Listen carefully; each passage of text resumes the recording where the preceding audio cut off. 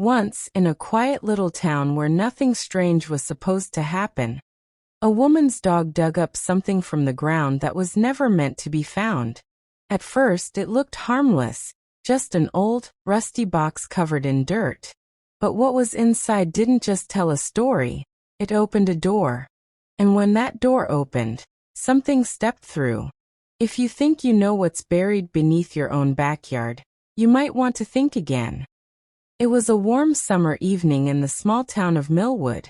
The streets were quiet, and the air was filled with the faint smell of cut grass. Carla Benson sat on her wooden porch, rocking slowly in her chair. Her golden retriever, Buddy, was running around the backyard, chasing his own tail before suddenly stopping near the far corner of the fence. Carla didn't pay much attention at first. Buddy loved digging holes. But this time his barks were different. They were sharp, almost urgent. She turned her head and saw him digging furiously, dirt flying in every direction. The sun was setting, and the sky glowed orange and purple, but the hole Buddy was making looked unusually deep. "Buddy, what did you find?" she called out, stepping down from the porch.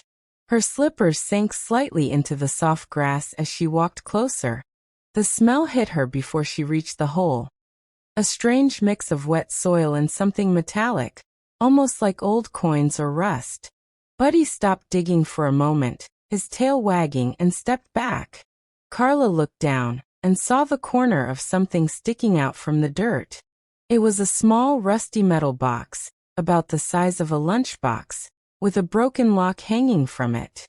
Curiosity prickled at her skin. She crouched down and brushed away the remaining soil.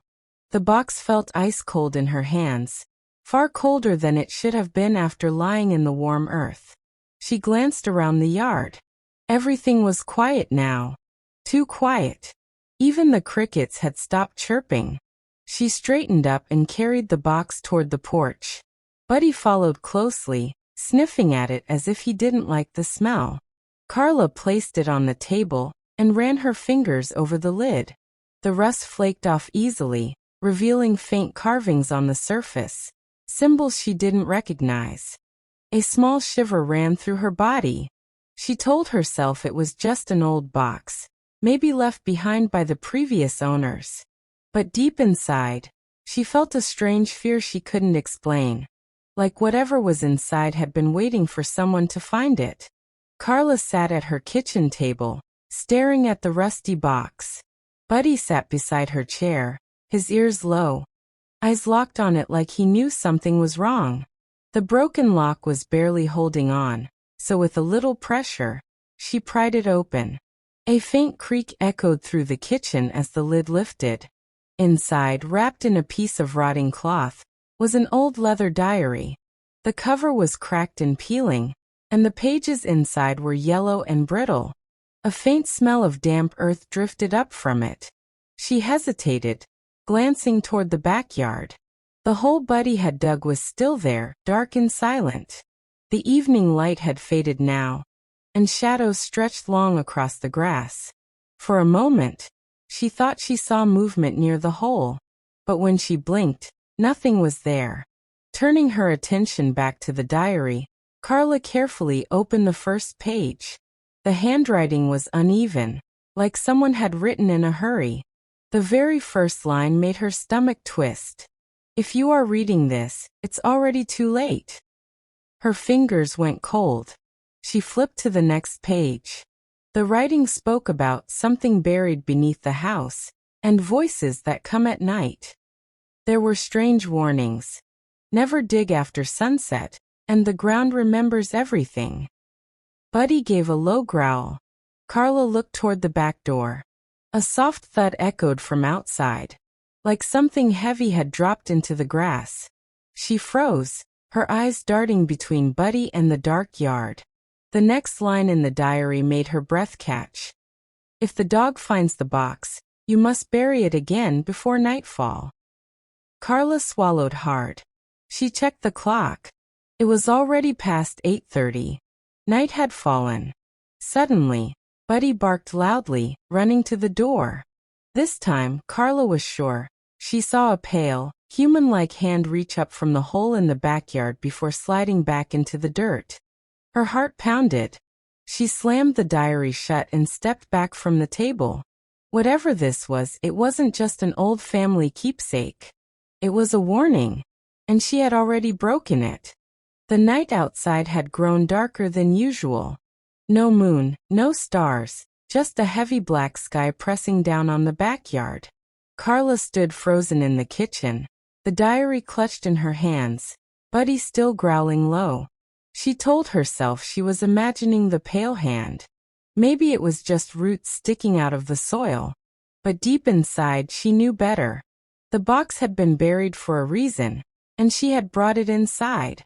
A sudden scratching sound came from the backyard. It was faint at first, then louder, like nails clawing through dirt. Buddy barked and ran to the back door, pawing at it. Carla grabbed a flashlight from the counter, her hands trembling. Slowly, she unlocked the door and stepped out into the warm night air. The smell hit her instantly. The same strange mix of rust and decay she'd noticed earlier, only stronger.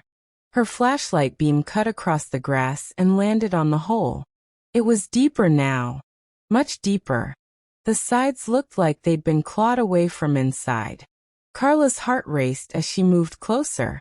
She crouched at the edge, shining the light down. At first, she saw only loose soil, then movement. Something pale shifted far below. Too big to be an animal. She caught a glimpse of thin, skeletal fingers curling around the dirt. Buddy growled, his fur standing on end. The thing in the hole slowly turned its head upward. Carla's breath stopped when she saw its face, if it could even be called that. Skin stretched tight over bone. Empty sockets where eyes should have been. And a mouth that opened far too wide. The sound it made was worse than its appearance. It wasn't a scream. It was a whisper, soft, broken words that seemed to echo inside her skull. Put it back. Carla stumbled backward, dropping the flashlight. The beam rolled across the grass, catching one last glimpse of the creature as it began pulling itself upward. She grabbed Buddy and ran inside, slamming the door shut and locking it.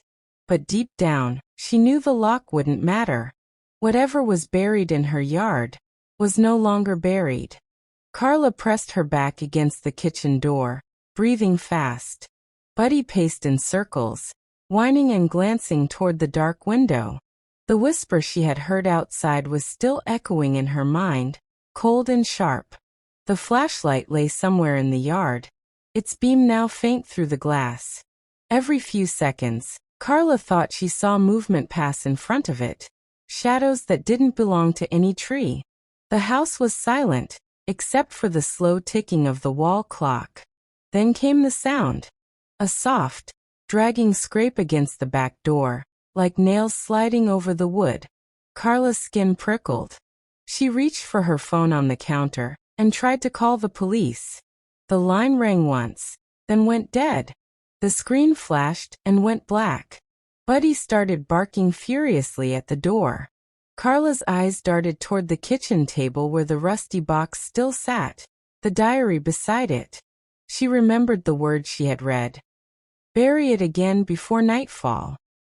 It was too late for that now. Suddenly, the scraping stopped. The silence that followed was even worse. She held her breath, listening. That's when she heard it, a faint sound coming from the living room, on the other side of the house. Slow, uneven footsteps on the wooden floor. Her heart pounded in her ears. Whoever, or whatever, it had found another way in. Carla grabbed Buddy's collar and slowly moved toward the hallway. The air felt heavier with every step, like the walls were closing in. She peered around the corner into the living room. At first it looked empty. Then she saw it. In the far corner, by the sofa, stood the thing from the hole. Its head was tilted unnaturally to one side, its mouth hanging open as if smiling. It took one step toward her, its bare feet making no sound at all. Carla backed away, her hand fumbling for the nearest light switch. She flipped it on. but the bulb exploded instantly, plunging the room back into darkness. From that darkness came the whisper again. Too late. The whisper in the dark made Carla's legs go weak. Buddy barked and lunged forward, but the creature didn't flinch. Its pale head twitched toward the sound of his barking, and then it began moving, slow at first, then faster. Carla turned and ran down the hallway, pulling Buddy with her. She could hear the thing's footsteps now, heavier and quicker than before. The air around her seemed colder, the smell of damp earth filling the house. She reached the kitchen and grabbed a chair, shoving it against the back door. Her hands were shaking so badly, she could barely grip the metal handle of the box. She didn't know why, but she felt that taking the box outside might be the only way to stop this. Then the noise started again, scraping, but this time it came from inside the walls. It moved quickly, following her no matter which way she turned. Buddy's growls turned into whimpers. A sudden bang came from the kitchen window. Carla spun around just in time to see a pale hand slam against the glass. Dirt clung to its long, bony fingers. Slowly, the hand slid down, leaving streaks of soil on the pane. The chair at the back door tipped over by itself. The door creaked open an inch, and a gust of cold air rushed in. Carla grabbed the box and clutched it to her chest. Buddy barked once, but then went silent, his ears flat. It was as if something was calling him. From the open door, Carla could see the backyard.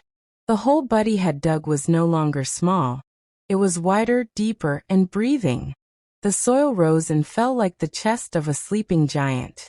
The creature stepped into the doorway. Its voice was softer this time, almost gentle. "Bring it back."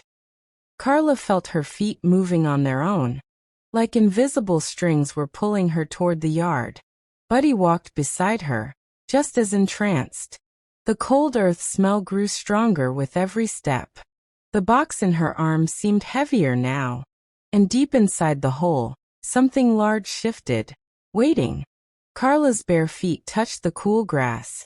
The night was silent, except for the faint, slow sound of breathing coming from the open hole. Buddy walked beside her, eyes fixed ahead, his tail low. It was like neither of them could resist. The hole was enormous now, almost the size of a small room. The soil on its edges shifted slightly, as if something underneath was pushing upward. Carla clutched the rusty box tighter, her heart pounding. The smell was overwhelming, wet earth mixed with something rotten. She leaned forward, peering into the darkness. At first she saw nothing. Then slowly two pale shapes appeared far below. Eyes. Not empty sockets this time, but huge, round, colorless eyes that seemed to glow faintly. A deep rumble came from the hole, shaking the ground beneath her feet. The dirt crumbled, forcing her to step closer. The box in her hands grew heavier still, almost pulling her down. From the shadows, a head emerged, long, thin, with skin stretched tight over its skull. Its mouth was wide, filled with too many teeth, and when it spoke, the ground seemed to vibrate. "You opened what should never be opened." Carla's breath came in sharp gasps. She wanted to run, but her legs wouldn't obey. The creature's long fingers gripped the edge of the hole, and its nails dug into the dirt like hooks. It began to pull itself upward. Buddy barked once, snapping out of his trance, and stood in front of Carla as if to protect her. The creature's eyes shifted toward him. The diary's words flashed in Carla's mind. "The ground remembers everything." The creature leaned closer, its breath cold against her face. "Give it back," it whispered again, stretching one hand toward the box. Carla's arms trembled. If she gave it back, would it leave? Or would it take her with it? The earth around the hole began to collapse inward, sucking at her feet. Buddy barked again, pulling at her. Carla knew she had only seconds to decide. Keep the box and face whatever came next, or throw it in and hope the nightmare would end. Carla's hands shook as she stared into those pale, glowing eyes. The rusty box felt like it weighed 100 pounds now, pulling her forward toward the hole. The creature's long fingers reached higher, brushing against the grass. Buddy barked wildly, snapping and pulling at her sleeve. His growls were deeper than she'd ever heard before, but she could feel his fear too. Her heart was pounding so hard it hurt. She thought about what the diary had said. Bury it before nightfall. That time had passed. The creature was here. There was no going back. With a desperate cry, Carla lifted the box high and threw it into the hole. It tumbled into the darkness, landing with a dull, heavy thud. For a moment, the creature froze. Its head tilted, listening. Then it smiled, a wide, unnatural stretch of lips over too many teeth. "Thank you," it whispered. Carla's relief lasted only seconds. The ground around the hole began to crack and split, not closing, but opening wider. The rumbling grew louder, shaking the yard. From deep below came more voices, dozens of whispers overlapping, calling her name. She stumbled back, pulling Buddy with her, but the grass under her feet was shifting, like something was moving beneath it. The air grew colder, and the smell of rot was so strong it made her gag. From the widening hole, more pale hands began to emerge. Some were small like children's, others large and twisted. They gripped the edges, pulling themselves up. Shadowy figures began to crawl out, their movements jerky and wrong. Carla's eyes went wide. She realized too late.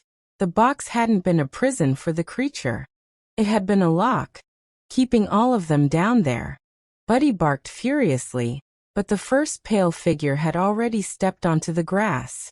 Its head turned toward Carla, its mouth opening in the same whisper she'd heard before. "Now we remember you."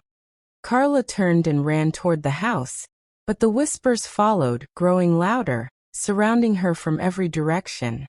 Carla slammed the back door shut and pushed the heavy table against it. Buddy barked nonstop, pacing in front of the door like he knew they didn't have much time. Outside, the whispers grew louder, mixed with the sound of wet footsteps squishing in the grass. She ran to the front window and peeked outside. The street was empty, no neighbors, no cars, no lights from other houses. It was like the entire world had gone silent, except for the noise coming from her yard. Something scraped against the siding of the house. Then came a loud thump, like a body slamming against the wall. The sound moved quickly, circling the house. Carla realized with dread, they weren't just outside the back door. They were everywhere. The kitchen lights flickered once, then went out completely. The only light came from the street lamp outside, but even that was dimming, as if the darkness was swallowing it. Carla grabbed a flashlight from the drawer and turned it on. The beam shook as her hands trembled. She aimed it at the living room window and gasped. On the other side of the glass, a pale face stared back at her. The skin was stretched thin, the eyes colorless, and the mouth was open in that same awful whisper. The glass fogged as it spoke, though she couldn't hear the words this time. Buddy barked at the window, but another thump came from the hallway. Carla spun around, aiming the flashlight. At the far end of the hallway, just past the shadows, stood another one. And behind it, more shapes were moving, their long limbs scraping the walls as they came closer. Her breath caught. She backed into the kitchen, heart racing, and grabbed the biggest knife she could find. But deep down, she knew it wouldn't help. The whispers were inside now. She could hear them clearly, dozens of voices, all saying the same thing in unison. "Come with us." Buddy growled, planting himself between Carla and the dark hallway. But the shadows were moving closer, and there was nowhere left to run. The sound of footsteps in the hallway grew louder, slow, dragging, and wet. Carla gripped the knife tighter, her breathing sharp and uneven. Buddy's growls deepened, but his tail was tucked low. From the shadows, one of the pale figures stepped into the faint beam of her flashlight. Its skin hung loose in some places, stretched tight in others, and its eyes reflected the light like a cat's. Behind it, more figures moved, filling the hallway. Carla backed away, her shoulder hitting the back door. Then, without warning, the table she had pushed against it slid aside by itself, as if invisible hands were moving it. The door creaked open, and a cold wind rushed in, carrying the smell of damp soil. The whispers grew louder, coming from outside and inside the house now, blending together into a chilling chant. Back, back, back. Before she could react, something icy and strong grabbed her wrist. The knife clattered to the floor. The grip pulled her toward the open door with inhuman force. Buddy barked and lunged, biting at whatever was holding her, but another pale hand grabbed his collar and yanked him along. The world outside looked wrong. The backyard seemed bigger, darker. The hole was no longer just a hole. It was a massive pit, swirling with shadows and faint glowing lights deep inside. The ground pulsed like it was alive, each beat shaking through her feet. The figures surrounded them, guiding, no forcing, them forward. Their touch was freezing, and every time Carla tried to pull back, more hands appeared to push her on. At the pit's edge, she looked down. It was deeper than she could see, but she could hear the faint sound of something massive breathing far below. One of the figures leaned close to her ear, its whisper colder than the wind. "You opened the door. Now you must join us." The soil beneath her shoes began to crumble, and Carla realized they weren't going to throw her in. The ground itself was going to take her. Carla's heels dug into the soft ground, but it was no use. The soil beneath her was sliding away like sand, dragging her toward the pit. Buddy barked and snapped at the pale hands holding him, but his paws were also sinking into the dirt. The whispers were deafening now, hundreds of voices speaking at once. They weren't just around her. They were inside her head, filling her thoughts with words she didn't understand. The pale figures tightened their grip, pulling her closer to the edge. The pit seemed endless now, the swirling shadows below moving like a storm.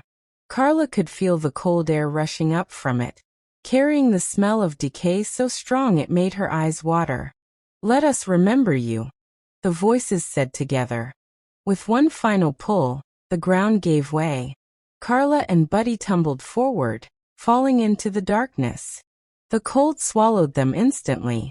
She felt soil rushing past her face, scraping her skin, pulling her down faster and faster. She reached out, grabbing for anything, but there was nothing to hold. Buddy's frantic barks faded into silence.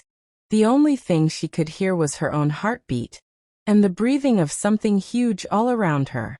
Through the shadows she saw massive shapes moving, tall, twisted forms with glowing eyes, watching as she fell deeper. A pale hand reached out from below, catching her gently, almost like it was cradling her. "You are part of us now," it whispered. The darkness closed over her completely. And then silence. The backyard was empty again. The hole was gone, the grass perfectly smooth as if nothing had ever been dug. The rusty box was nowhere to be seen. Hours later, the neighbors noticed Buddy's leash lying in the yard, swaying in the night breeze. No one saw Carla again. But some nights, when the wind is just right, people in Millwood say they can hear faint scratching beneath the ground, and the soft bark of a dog, calling from far, far below.